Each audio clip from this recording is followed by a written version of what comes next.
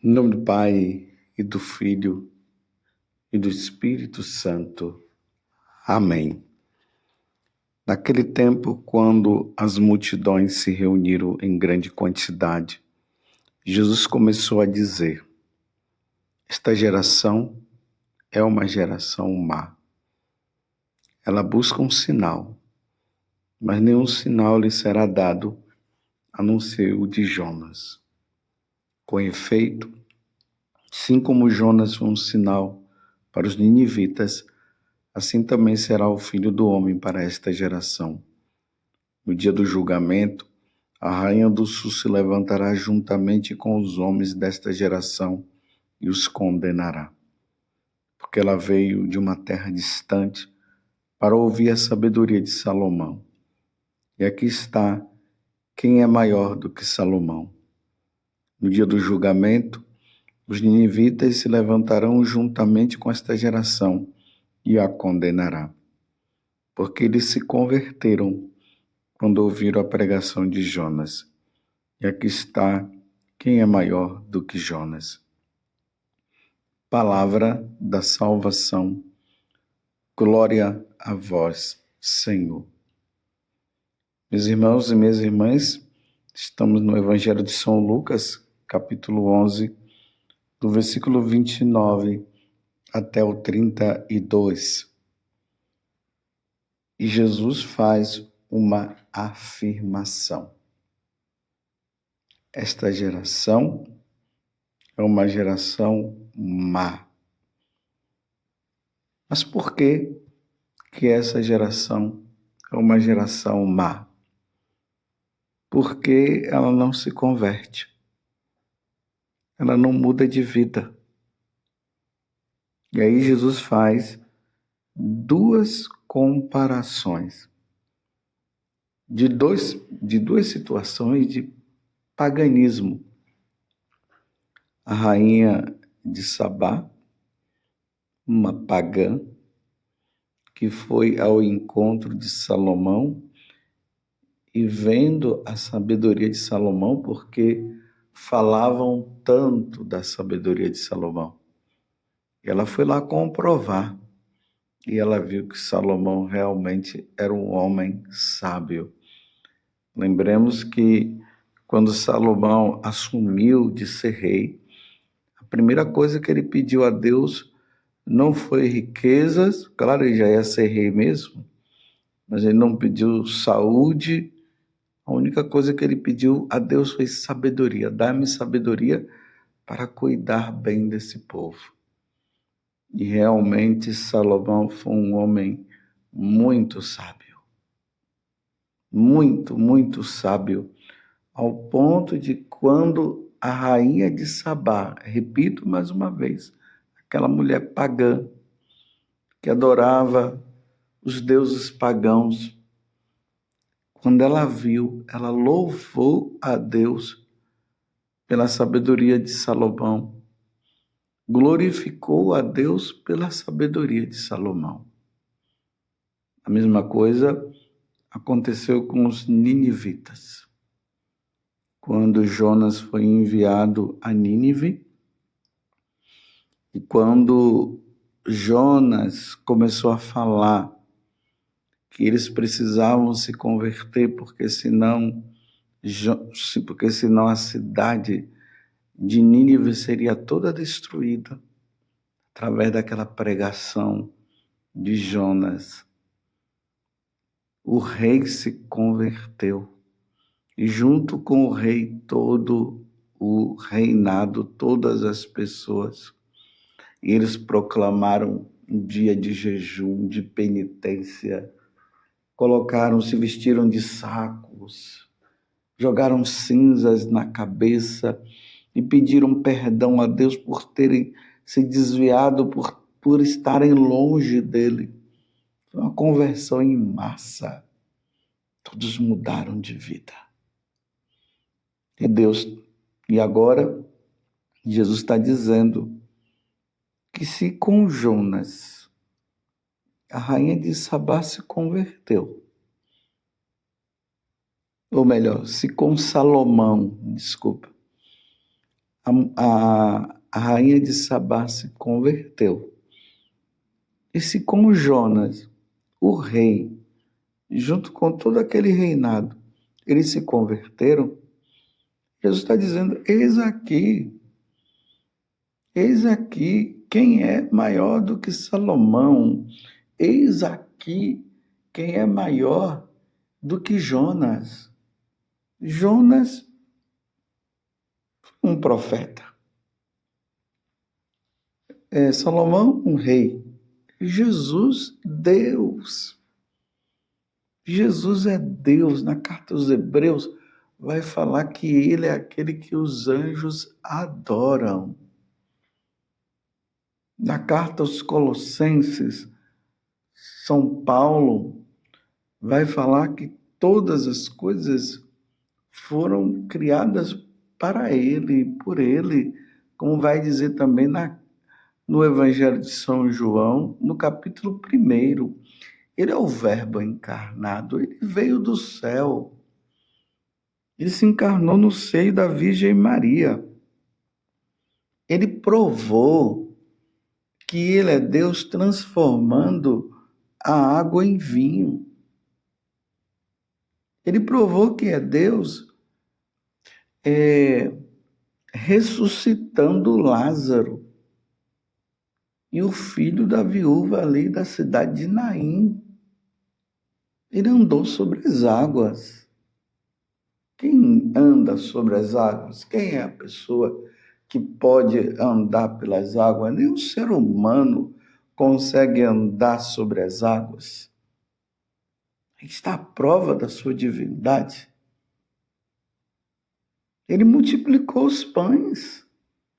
Imagina, 5.000 pessoas foram alimentadas através de 5 pães e 2 peixes. Qual é o ser humano?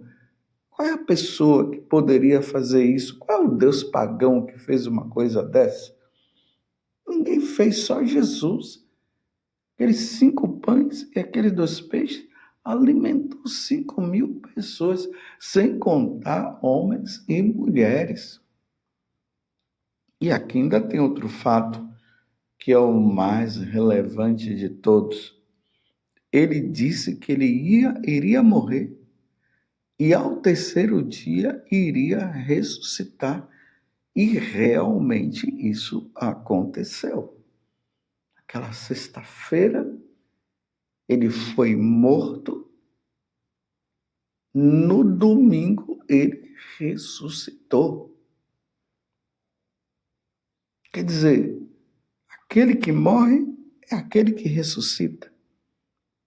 E ele disse que iria acontecer isso. E agora, o povo que está ali diante daquele que é o Senhor, que transfigurou-se lá no Monte Tabor, diante dos apóstolos, dos 3 apóstolos, Pedro, Tiago e João. Ele está ali agora, aquele povo, principalmente as autoridades religiosas do tempo de Jesus, estavam pedindo agora que ele fizesse um sinal. Lembremos que isso aconteceu também em Nazaré, quando Jesus se falou que a profecia de Isaías, lá no capítulo 61, estava se realizando nele naquele momento, e o povo queria sinais e sinais, e Jesus disse, eu não vou fazer sinal, porque eles não tinham fé em nosso Senhor Jesus Cristo, eles estavam com o coração fechado. E aqui Jesus está falando de julgamento. Haverá, meus irmãos, um julgamento. Ou melhor, o julgamento particular, Hebreus 9, 27, que lá vai dizer que logo depois que nós morremos uma vez, e ali nós somos julgados.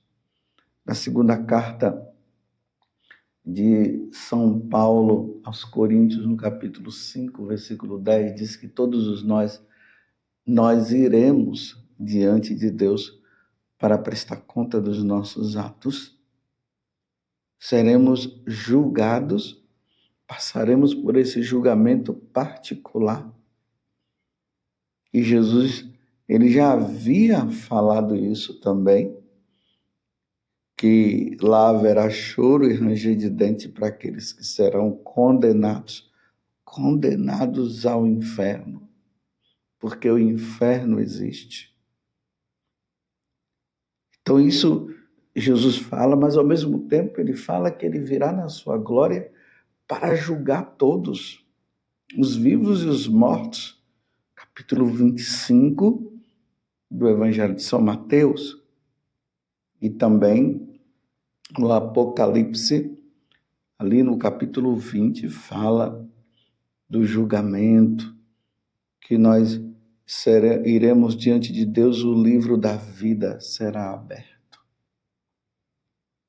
Esse livro, o livro da vida, tudo vai ser colocado diante de Deus. A verdade será colocada diante de Deus. E São Paulo, na primeira carta aos Coríntios, lá no capítulo 6, de 9 a 10, primeira carta aos Coríntios, capítulo 6, de 9 a 10. E esse é um capítulo que eu sempre trago porque é importante que nós saibamos disso. Ele vai dizer: acaso não sabeis que os injustos não hão de possuir o reino de Deus? Não vos enganeis, nem os impuros, nem os idólatras, nem os adúlteros, nem os efeminados, nem os devassos, nem os ladrões, nem os avarentos, nem os bêbados, nem os difamadores, nem os assaltantes hão de possuir o reino de Deus.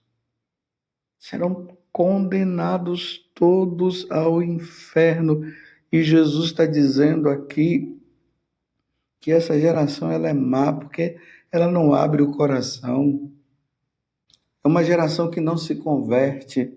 Vocês viram que esses dias Jesus falou daquelas cidades, Tiro, Sidônia, e ele foi narrando essas cidades. Você lembra quando ele disse: ai de ti, Corazim, ai de ti, Betsaida, porque se em Tiro e Sidônia tivessem sido realizados os milagres que foram feitos no vosso meio, há muito tempo teriam feito penitência, vestindo-se de cilício e sentando-se sobre cinzas. Pois bem, no dia do julgamento, Tiro e Sidônia terão uma sentença menos dura do que vós.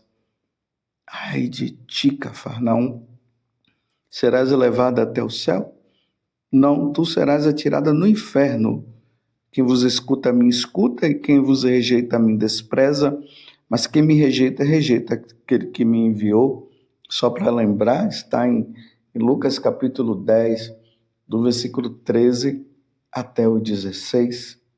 Lembremos, meus irmãos, do que nosso Senhor, ele fala a respeito de um julgamento muito grande que acontecerá.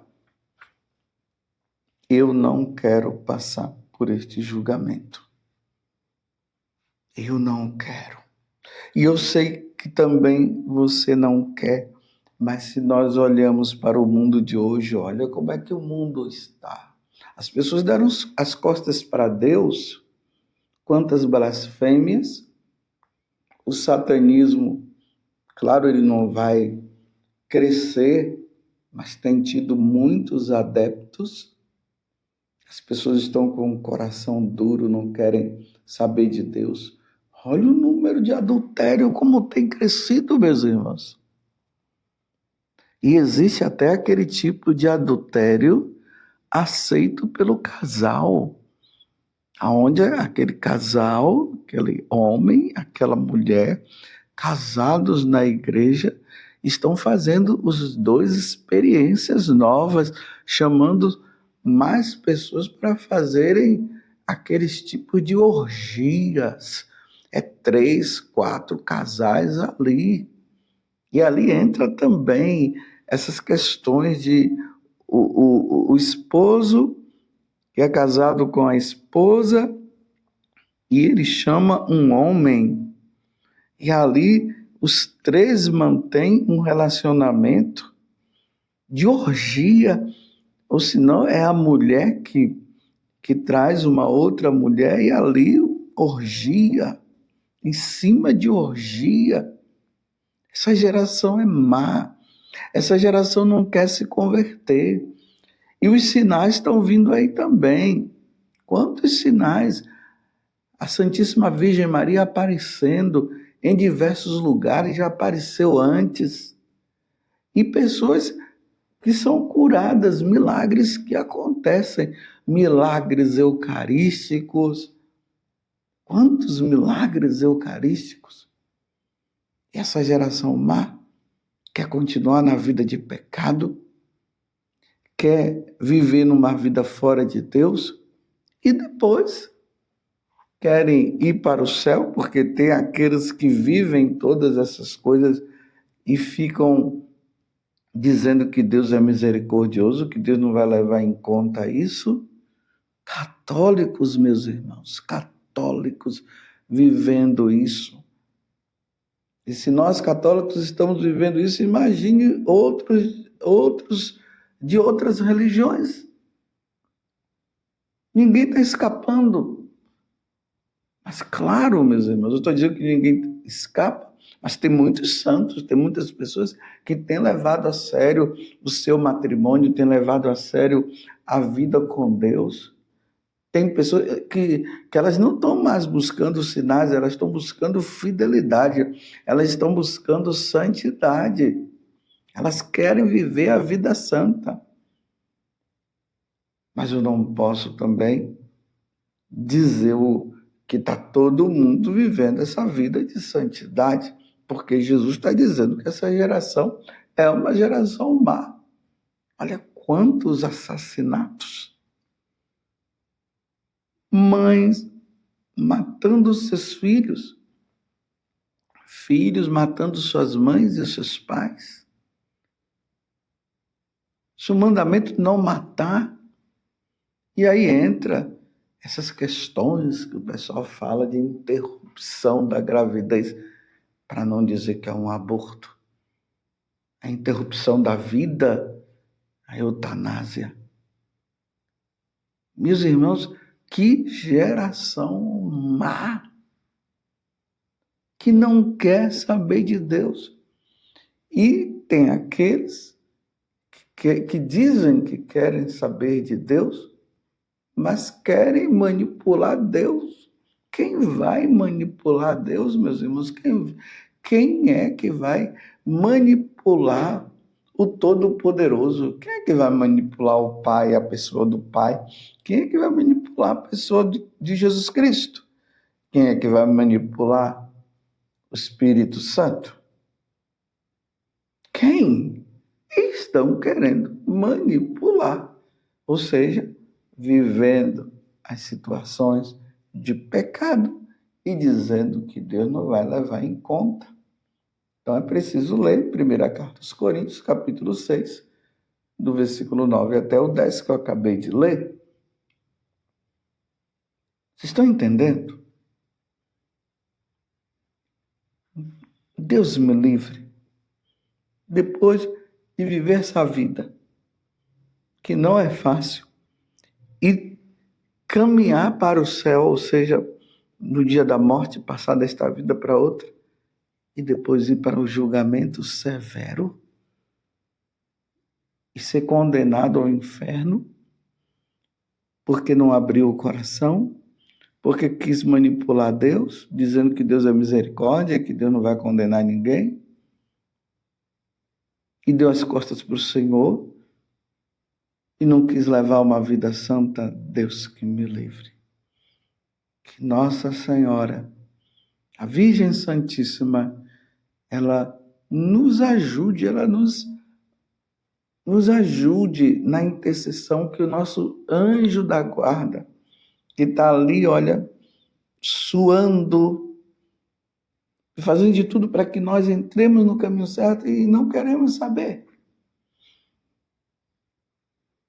Sejamos santos, meus irmãos. Deus me livre de Jesus dizer que essa geração não se converteu quando ouviram a pregação de Jonas, e aqui está quem é maior do que Jonas. Não se converteu com a pregação de nosso Senhor Jesus Cristo. Quando Jesus começou a dizer: convertei-vos e crede no Evangelho. Convertei-vos, é tempo de conversão, é tempo de mudança de vida. E eu te pergunto, o que te falta? Padre José Augusto, o que te falta para ganhar o céu? Ó Virgem Santíssima, não permitais que eu viva e nem morra em pecado mortal. Em pecado mortal eu não hei de morrer, porque a Virgem Santíssima há de me valer. Valei-me, Virgem Santíssima. Louvado seja nosso Senhor Jesus Cristo, para sempre seja louvado. E a sua mãe, Maria Santíssima, e desça sobre você a bênção de Deus Todo-Poderoso, Pai, Filho e Espírito Santo. Amém.